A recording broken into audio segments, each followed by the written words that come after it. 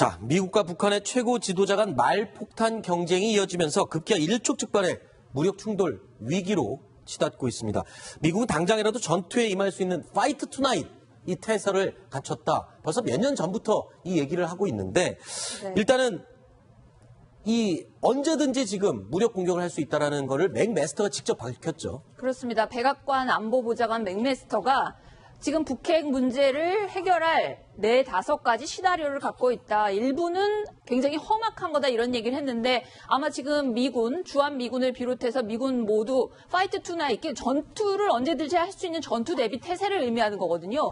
그래서 미군이나 이런 지금 주한미군, 주일미군 다 경계태세가 있는 걸로 알려져 있고요. 아마 우리 군에도 이런 지금 당장 다음 주가 이제 추석 연휴를 앞두고 있는데 군에서 아마 경계태세를 늦추기가 힘들 것 같다는 생각이 듭니다. 참 이게 6.25 같은 경우도요. 우리가 군 경계태세가 낮춰졌던 6.25 일요일에 일어난 그렇죠. 참사 결국은 뭐 이렇게 미국의 비극으로 이어졌는데요.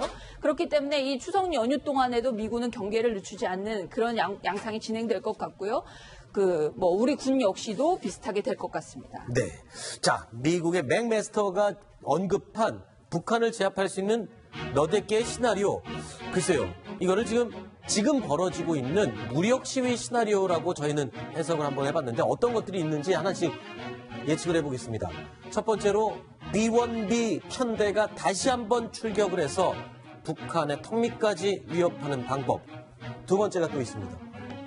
B-1B보다 더 성능이 강화된 B-2 스텔스 폭격기 그리고 F-22 랩터까지 출동해서 은밀하게 북한 지역을 또 돌아보고 오는 방법. 세 번째 보겠습니다. 핵 항모 전단이 출동해서 동해 지역을 완전히 장악하고 북한의 움직임을 묶어두는 방법이 있겠습니다.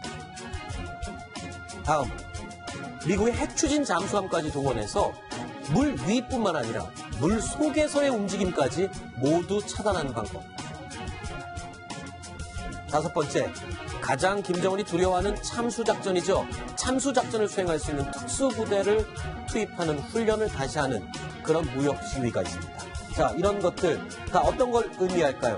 사실상 크롬돔 작전을 연습하고 수행하는 것과 다름없다 이렇게 얘기했습니다.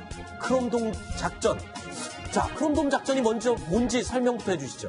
네, 1960년대로 가면 냉전기입니다. 그 당시에 핵 공격 위협이 미국에도 굉장히 많았죠. 소련이 공격을 언제 할지 잘 몰랐습니다. 그러자 미국 군에서 B-52 폭격기를 이용해서 하늘의 초계 비행을 계속하게 됩니다. 하늘에 날고 있다가 소련이 핵 공격을 하게 되면 바로 보복을 감행한다는 것입니다. 그래서 하늘에 떠 있기 위해서요, 공중 급유기까지 사용하게 되는 것이죠. 그렇군요. 네. 자, 그리고 저희가 준비한 이 5개의 맥메스터가 언급한 북한을 제압하는 5개, 4-5개의 시나리오를 저희가 준비를 이렇게 해봤는데 김정봉 실장께서는 이 5개의 시나리오를 다르게 좀 해석을 하신 것 같아요. 어떤 시나리오를 예상을 하십니까? 지금 말씀하신 부분은 어떤 무기를 쓰느냐는 부분이고 네. 그게 아니고 맥메스터가 얘기하는 것은 전쟁 시나리오입니다. 전쟁 시나리오일 것이다. 그러니까 북한이 재래식 무기로 도발하면은 재래식 무기로 북한을 초토화시키는 방법을 얘기를 하고 네. 또 북한이 핵으로 하면은 어떻게 대응할 것인가. 그다음에 이제 북한이 핵으로 대응하지 않아도 우리가 미국도 핵으로 대응을 해서 북한을 초토화시킬 것인가 이런 얘기들. 그러니까 이런 건 한 4-5가지 시나리오인데 맥마스터가 마지막에 얘기했죠. 네. 4가지 가운데에는 굉장히 험악한 것도 있다는 것이 바로 핵무기를 공격해서 써서 북한을 완전히 사라지게 만드는 그런 험악한 시나리오가 안에 이렇게 생각합니다. 그래서 크롬돔 작전이 다시 한번 언급이 됐군요. 냉전 시대에 실시될 뻔했던 크롬돔 작전.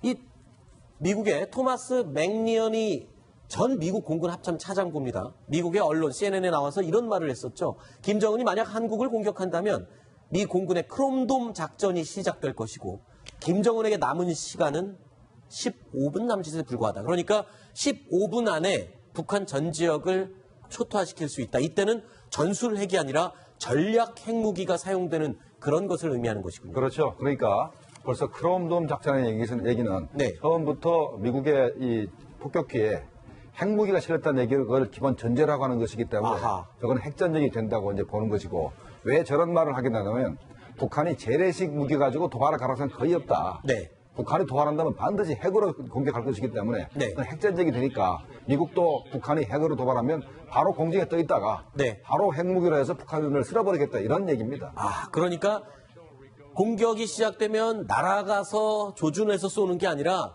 계속 북한 위에 머물고 있다가 움직임이 보이거나 공격이 시작되면 그냥 그 자리에서 떨어뜨리는 바로 그 작전을 크롬돔 작전이라고 얘기를 그래서 이제 15분 얘기가 나왔는데 네. 그러니까 미국의 B-1B가 쭉 괌에서 올라와서 우리 그러려면 4시간 정도 걸리잖아요. 동해안으로 와가지고 우리 휴전선을 이렇게 해서 되돌아가고 그랬잖아요. 네. 이제는 안 돌아가겠다는 뜻입니다.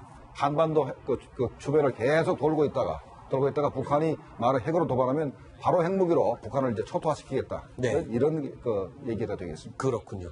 자, 미군이 지금 B-1B 편대를 북한 턱밑까지 보냈던 것 이외에 또 추가로 여러 가지 작전을 준비하고 있죠. 그런데 이 가운데 언급되는 전투기가 있습니다. F-22 랩터 전투기인데 최근에요. 미군이 이 F-22의 성능을 최신으로 업그레이드를 했다고 합니다. 도대체 어떤 기능이 어떻게 업그레이드 됐는지 저희가 몇 가지 짚어봤습니다. 대표적으로 첫 번째, 자, 지상 목표물 탐지 센서를 업그레이드 했다.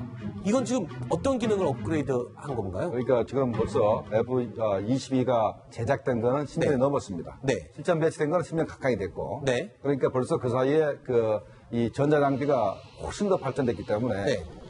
현재 F-35하고는 순차이가 많이 납니다. 네. 그래서 F-35 수준까지 현재 소프트웨어, 아하. 탐지 센서를 전부 다 이렇게 업그레이드 하겠다. 이런 얘기. 그렇군요. 그러니까 목표물을 더욱더 정확하고 정교하게 찾아낼 수 있도록 탐지 장비를 최신식으로 바꿨군요. 두 번째로 또 어떤 부분이 업그레이드 됐을까요?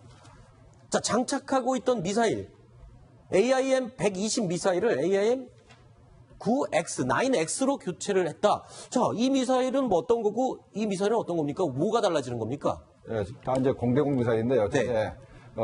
사거리도 더 길고, 네. 그다음에 더 정교한 미사일로 이렇게 교체를 하는 겁니다. 아, 그렇군요. 자, 미사일도 최신형으로 교체하고 마지막으로 대표적인 업그레이드.